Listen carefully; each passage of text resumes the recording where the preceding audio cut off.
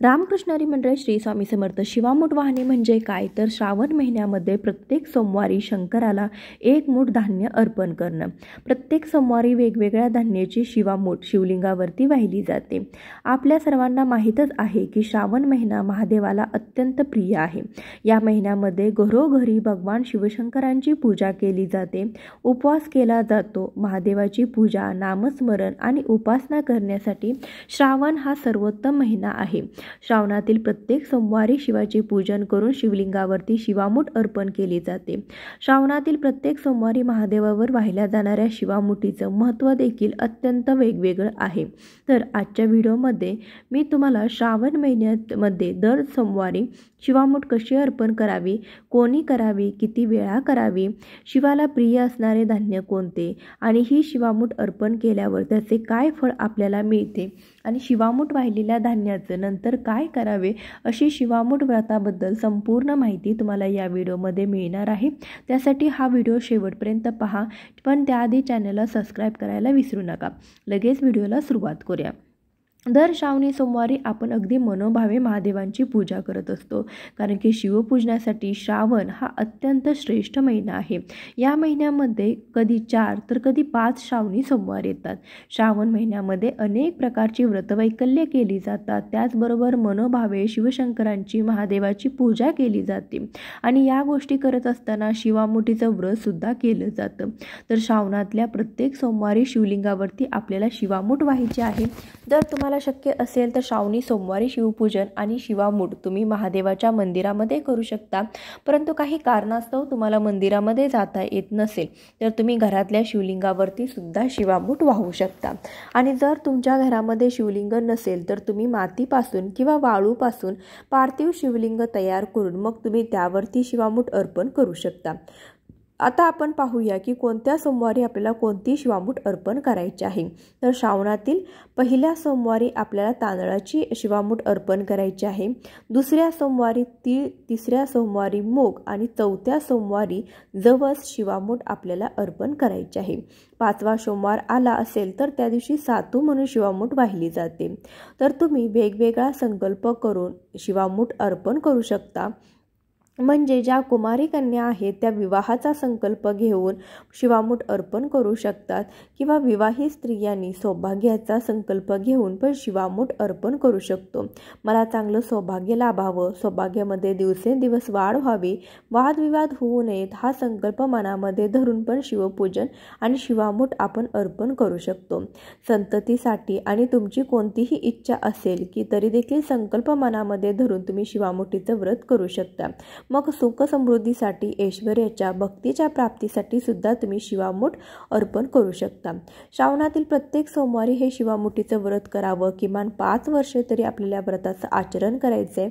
तुम्हाला प्रत्येक वर्षी शिवामूठ व्हायची असेल तर प्रत्येक वर्षी तुम्ही शिवामूठ वाहू शकता. पण हे शिवामुठीचं व्रत करत असताना श्रावणी सोमवारचा उपवास मात्र जरूर करावा. ज्या दिवशी लग्न झालेल्या नवीन मुली आहेत तर त्यांनी 5 वर्षापर्यंत श्रावणातील दर सोमवारी शिवामूठ वाहिली तरी पण चालेल किंवा प्रत्येक वर्षी तुम्ही वाहू शकता. अविवाहित मुली सुद्धा योग्य वर मिळवण्यासाठी किंवा विवाह होण्यासाठी पण शिवामूठ वाहू शकता. अशा प्रकारे शिवामुठीचं व्रत कोणीही करू शकतं. फक्त ज्या स्त्रियांना एखाद्या सोमवारी अडचण आली असेल तर त्या सोमवारी मात्र शिवामूठ वाहू नये, उपवास मात्र जरूर करावा. आता आपण पाहूया की शिवामूठ कशी अर्पण करावी. तर सर्वात आधी आपण शिवाची पूजा करून घ्यायची आहे. जलाभिषेक करायचा आहे. तर या दोन्ही गोष्टी शिवाला अत्यंत प्रिय आहे. त्यामुळे सर्वात आधी आपण शिवलिंगावरती शुद्ध पाण्याचा, पंचामृताचा किंवा कच्च्या दुधाचा अभिषेक करायचा आहे. त्यानंतर तुम्ही भगवान महादेवांच्या पिंडीवरती भगवान महादेवांना प्रिय असणाऱ्या गोष्टी अर्पण करू शकता. भस्म, चंदन, पांढरे वस्त्र, पांढरी फुले, बेलपत्र, धोत्र्याचे फळ, धोत्र्याचे फूल यापैकी जे काही आपल्याकडे असेल तर ते शिवलिंगावरती अर्पण करावं. तुम्ही साधी पंचोपचारी पूजा सुद्धा करू शकता. त्यामध्ये गंध, पुष्प, धूप, दीप, नैवेद्य फक्त या 5 गोष्टींनी पण मनोभावे पूजा करता येते. पूजा झाल्यावर मग शिवामूठ अर्पण करावी। श्रावण महिन्यामध्ये येणाऱ्या 5 सोमवारी 5 प्रकारचं धान्य भगवान महादेवांना अर्पण केलं जातं। तर तुम्ही प्रत्येक वर्षी श्रावण महिन्यामध्ये श्रावण सोमवारी शिवामूठ अर्पण करू शकता, कारण श्रावणी सोमवारी केलेलं शिवामुठीचं व्रत हे अत्यंत फलदायी असतं। पहिल्या सोमवारी शिवामूठ वाहण्यासाठी आपल्याला तांदूळ घ्यायचे आहेत, परंतु शिवामूठ वाहण्यासाठी आपण जे कोणतं धान्य घेणार असेल तर ते मात्र स्वच्छ आणि चांगलं असावं। एका वेळी पूर्ण मूठभरून धान्य घ्यावं, शक्य असेल तर त्यावरती पाणी अर्पण करावं, धान्य ओलं करून घ्यावं, एका हातामध्ये मूठ धरून धान्य घ्यावं आणि दुसऱ्या हाताने पाण्याची धार शिवामुठीवर सोडायची आहे। ही शिवामुठीवरती शिवलिंगावरती अर्पण करत असताना मुठीवर हळूहळू पाणी सोडायचं आहे। शिवाची संपूर्ण पूजा होईपर्यंत आपल्याला ओम नमः शिवाय या मंत्राचा जप करायचा आहे आणि शिवामूठ वाहताना आपल्याला एक मंत्र म्हणायचा आहे, तो असा की शिवा शिवा महादेवा माझी शिवामूठ ईश्वरा देवा। हा मंत्र तुम्हाला प्रत्येक सोमवारी शिवमूठ वाहताना म्हणायचा आहे।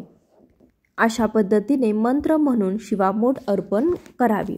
अशा पद्धतीने क्रमाने 3 वेळा शिवामूठ अर्पण करायची आहे किंवा एकदा केली तरी पण चालेल। शक्यतो शिवामूठ ही मंदिरामध्ये वाहा, परंतु जाणं शक्य नसेल तर मग तुम्ही घरी पण वाहू शकता। शिवामुठीची कथा पण आहे, ती पण तुम्ही मंदिरामध्ये बसून वाचू शकता किंवा श्रावण सोमवारमुळे मंदिरामध्ये गर्दी असेल तर तुम्ही घरी सुद्धा शांतपणे बसून ही शिवामुठीची कथा वाचू शकता। अशा पद्धतीने शिवपूजन करत असताना जे काही शिवाच्या प्रत्यर्थ आपले संकल्प आहेत तर ते संकल्प शीघ्र गतीने पूर्ण व्हावेत यासाठी आपली श्रद्धा आणि भक्ती शिवावरती अत्यंत दृढ भावनेने ठेवावी, कारण की शिवाचा अर्थच कल्याणकारी असा आहे। हा सर्वांचाच कल्याण करणारा आहे। देव आणि दानव, दैत्य आणि मानवाला सुद्धा शिवाने अनेकदा वरदान दिलेलं आहे, त्यामुळे शिवाला भोलेनाथ देखील म्हटलं जातं। या भोलेनाथाचा असा पवित्र सोमवार आणि विशेष करून श्रावण सोमवार आणि या सोमवारी केलेलं शिवामुठीचं व्रत हे अत्यंत फलदायी ठरत असतं। तसेच श्रावण महिन्यातील सोमवारी महादेवांची विशेष पूजा आणि व्रत केल्याने महादेव आपल्यावरती लवकर प्रसन्न होतात आणि आपल्या सर्व इच्छा पूर्ण करतात। आता आपण पाहूयात की शिवामूठ वाहिली असेल तर वाहिलेल्या धान्याचं काय करावं। शिवामूठ म्हणून अर्पण केलेलं जे धान्य आहे त्यामध्ये अजून थोडी भर घालून तुम्ही ते गरजूंना दान करू शकता किंवा दुसऱ्या दिवशी पशुपक्ष्यांना किंवा गायीला खायला घालू शकता। मंदिरामध्ये केली असेल तर उत्तम, परंतु काही कारणास्तव जाता येत नसेल तर घरी केली असेल तर अशा पद्धतीने धान्याचं हे करू शकता। तर अशाच पद्धतीने त्या धान्याची मूठ आपल्याला त्या सोमवारी शिवलिंगावरती अर्पण करायचे आहे, कारण की शिवामूठ वाहण्याचे फायदे हे खूप आहेत। शिवामूठ वाहिल्यामुळे आपल्या घरामध्ये सुख समृद्धी येते, पती पत्नीमधील संबंध सुधारतात, विवाह इच्छुक व्यक्तींना चांगला जोडीदार मिळतो, आपल्या सर्व इच्छा मनोकामना पूर्ण होतात। अशा पद्धतीने सुद्धा तुम्ही शिवलिंगावरती शिवामूठ वाहू शकता। कसा वाटला तुम्हाला आजचा हा व्हिडिओ मला नक्कीच सांगा। आवडला असेल तर लाईक करा, जास्तीत जास्त लोकांना व्हिडिओ शेअर करा। असे छान छान व्हिडिओज पाहण्यासाठी आत्ताच आपल्या चॅनलला सबस्क्राईब करा। भेटूया अशाच एखाद्या व्हिडिओसोबत, तोपर्यंत धन्यवाद। हर हर महादेव।